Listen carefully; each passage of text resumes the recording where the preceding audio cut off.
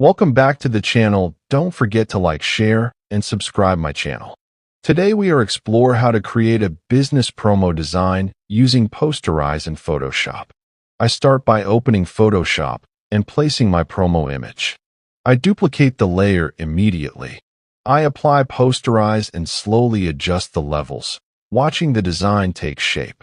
I stop when the image feels bold and controlled. Business promos need impact, but also trust.